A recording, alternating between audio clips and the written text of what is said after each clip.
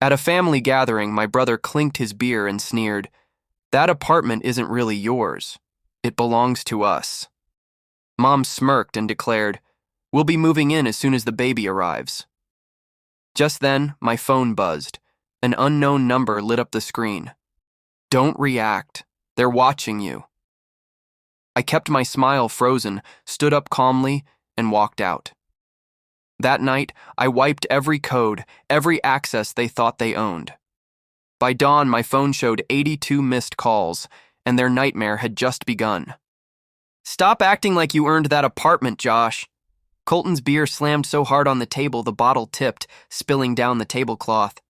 "You think paying rent makes you a man? That place isn't yours, it belongs to this family. You're squatting in our future." The chicken on the table had gone cold. The gravy dish shook when Laurel dropped her fork, eyes glittering like she was enjoying the show.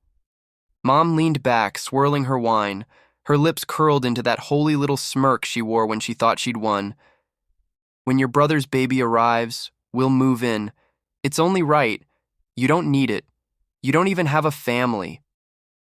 The words hit like slaps, but I kept still. My hands rested flat on my knees, steady as stone, though my chest burned. Then Laurel leaned across the table, eyes locked on me. "Or maybe you should tell them the truth, Josh." "Should I?" The room froze. "My name's Josh Marlowe. I'm 26. For as long as I can remember, I've been the spare chair, the errand boy, the one blamed when things went wrong and invisible when they went right. I learned early. Silence was cheaper than fighting. They used me because I didn't bite back. They called me weak because I didn't scream. But silence isn't weakness. Silence is a knife you hold close. And tonight, I was ready to cut. Because Laurel's little dig?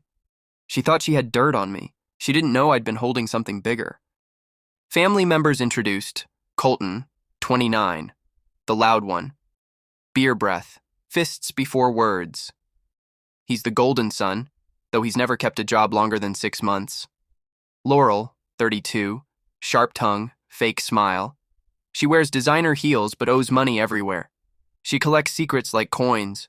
Evelyn, mom, 54, plays martyr, manipulates with tears, loves control more than she ever loved us.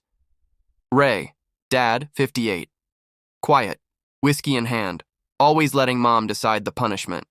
Pretends he's neutral, but he's never been on my side. Colton jabbed a finger across the table. "You think you're better than us? You're just riding on Dad's name. Without him, you'd still be living in that basement begging for scraps." Laurel scoffed. "Honestly, Josh, you should be thanking us. Without this family, you'd be nothing." I studied them, breathing slow. "Funny. Without me, half of you would have drowned years ago. But you've rewritten the story so many times you actually believe it."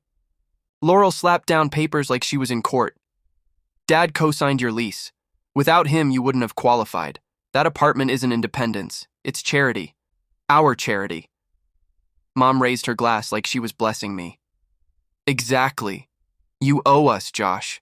Everything you have, it's because of us." I almost laughed.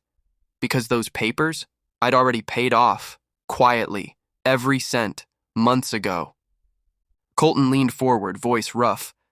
"Hand over the keys. It's family property.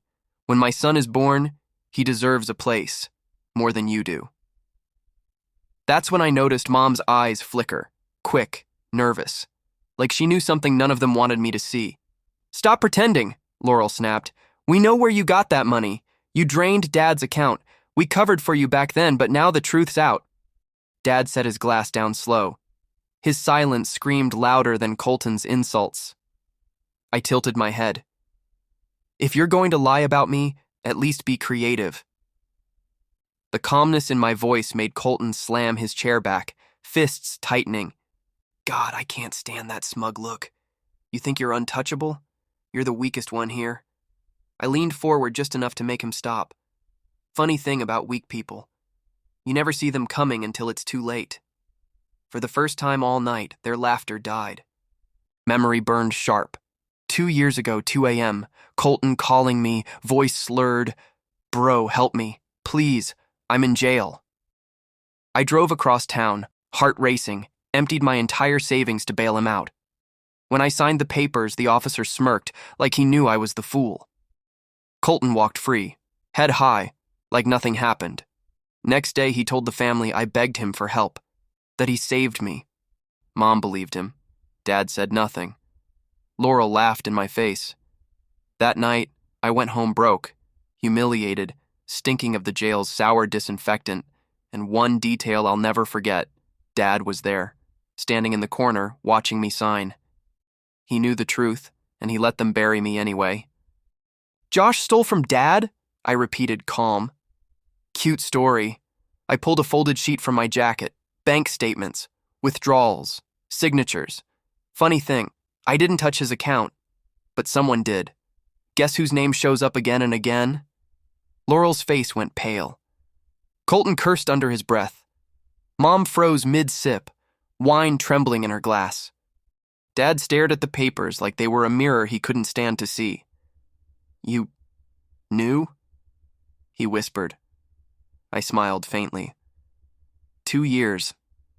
I let you all think I was the thief, because sometimes silence is more useful than shouting. The room exploded. Laurel shouting, "Those are fake!"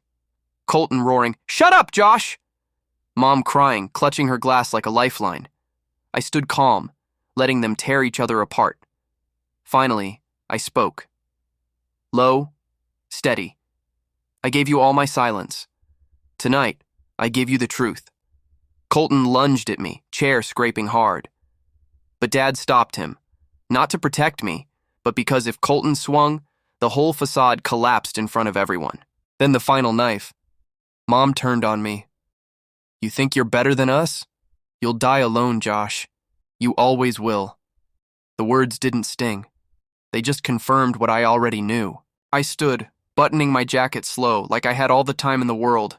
Laurel's voice cracked, desperate now. "Josh, don't walk out.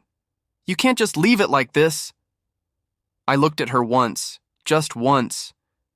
"You'll never see me the same again. And I don't need you to." Colton shouted something ugly behind me, but his voice sounded small now, like a child throwing stones at a wall too high to climb. The night air outside was cold, sharp, clean. Freedom. By dawn, my phone lit up with 82 missed calls. I stared at the screen, then powered it off. The silence felt good. Earned. Some truths had cut them open. Some might scar them forever. But their wounds weren't mine to carry anymore. For the first time, I felt light. Like the weight tied to my chest all these years had finally fallen away. I whispered to myself, to the quiet, "I don't carry you anymore." The words weren't revenge. They were freedom. If you were in my place, would you forgive them? Or would you walk away forever? Tell me in the comments. Your voice matters here. Don't forget to like if you connected with Josh's strength, and subscribe for more raw, emotional stories like this.